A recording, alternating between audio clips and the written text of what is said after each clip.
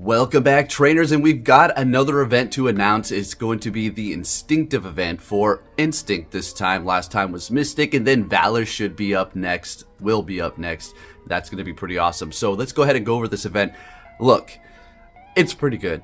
I'm just going to say that right now. This event is looking pretty good. I know people still, they're still and will for a long time be going after Niantic, but I'm just telling you right now, this event looks really juicy here. So it is going to be going down May 2nd until May 8th. Alright, so we still have a little while. We're going to be seeing a new shiny as well as 2 new Pokemon. So let's go ahead and get into this. Larvesta into Volcarona. It is going to cost 400 candies. So we're looking at one of those big investments. So right away, it is going to take you a minute to get those. Unless you do have a big stash of rare candies like I do. I'm sitting at around 1900 or so. So Larvesta into Volcarona is going to be meta. We're going to take a look at that. I'll have all the images for the probably should move over a little bit more. The sun's coming out, so here we go. All right.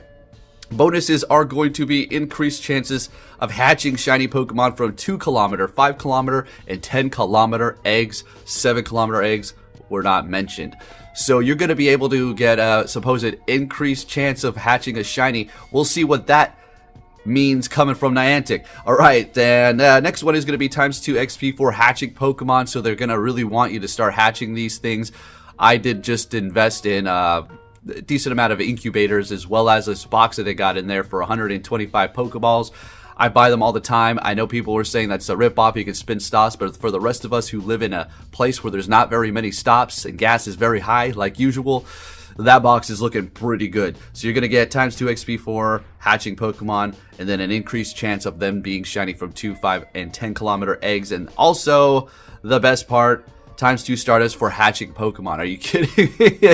Damn!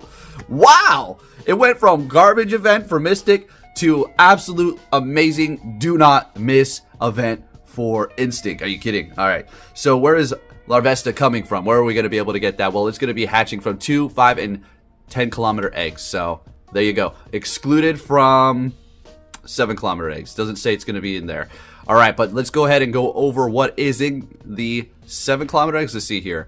Yeah, 7 kilometer eggs. Let's go ahead and take a look. We got Mime Jr., which can be shiny, and that is something interesting. Well, that's a regional. You're going to be able to get it. Yet again, something else pretty good in this event, and also it can be shiny. Of course, it was able to be shiny for a while now. But damn, yikes, it seems like they really want us to play. But Poke, you got to hatch it, it requires money. Yeah, that's true, but if you like hatching eggs, I personally hatch eggs all the time, I never don't. Then this is looking pretty good for me. Happiny, okay, if you want that. The introduction of shiny Mantike. Timber, Curablast, Axew, Shelmet, and Gumi. Now, I want Curablast and Shelmet. I just like those as a shiny personally. Would like another Timber. I think, oh no, I have another Timber. Everything else is cool, I guess, if I get an Axew. I already know we're going to get a community day for that, so I'm not really too stressed out about that. And then you're going to get a special research that is going to allow you to encounter an Elekid with the band on its arm. I did show you an image. I'll put another one up here somewhere. And that does have the chance to be shiny. So you're only getting one. I thought we were going to be able to hatch a bunch of these. I was like, why did we get one Lapras and then, as many Elekids with the outfit on that we can? But apparently it's going to only be in that research. So there you go for that. Field research encounters are Magneton, Chansey, Electabuzz, Magmar, Snorlax, Mantine, and Chimecho. Chimecho does reward you with extra Stardust if you did not know, so that's going to be a nice little bonus for you to get even more Stardust there. Shiny Snorlax from Field Research is always going to be nice, and whatever else you needed between there, I don't know, maybe a Shiny Chansey 100 or something like that, because those are still pretty good Pokemon, and always will be to drop in gyms. Alright, so taking a look at Volcarona, let me get my notes out here.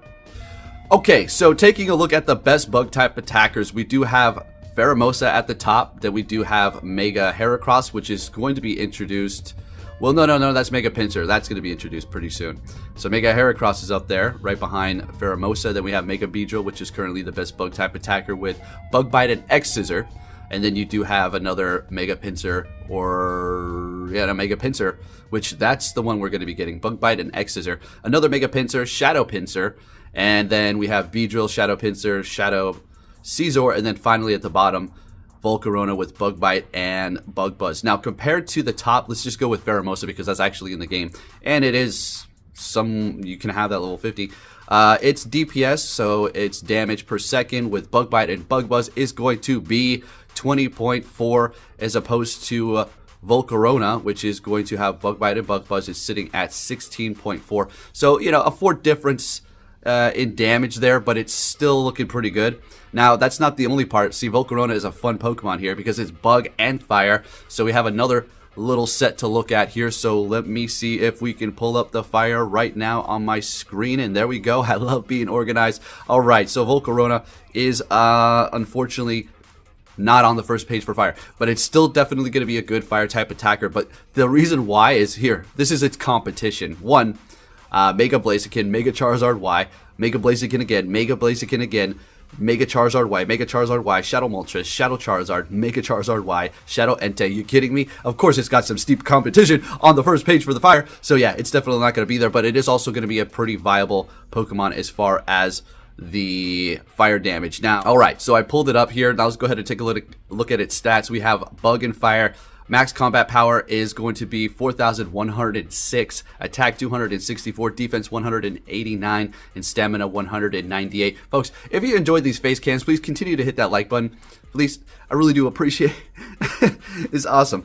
All right, so looking pretty good as far as the stats. Looking very good. Looking very good. Now let's see what kind of moves that it does have so far in the game, which should stick, so you can probably look forward to this, but you know, subject to change, so always keep that in mind. So we do have Bug Bite and Fire Spin. Okay, sure.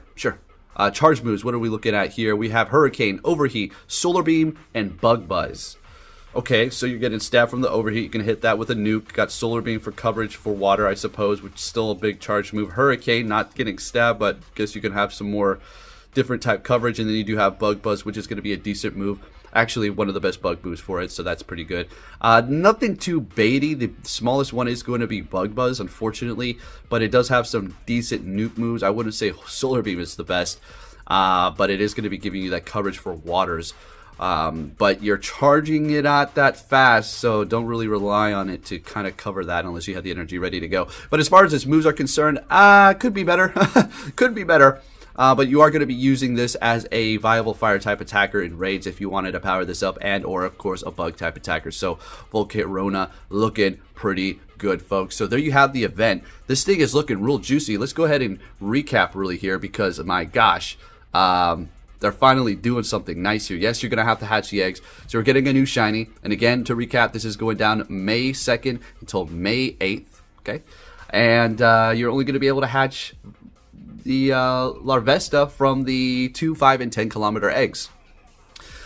I like it. I'm excited for this, actually. I'm doing a live reading of what is going on here with you all, so I kind of didn't really go over this too much before I started this. So there you have it. Just wanted to break it down for you. If you did enjoy this video, like usual, please give it a thumbs up. Really do appreciate it here. And I got some Go Battle League videos for you, so make sure you have your notifications on. Stay tuned for that. And I'll catch you all next time. Thank you for watching, and take care.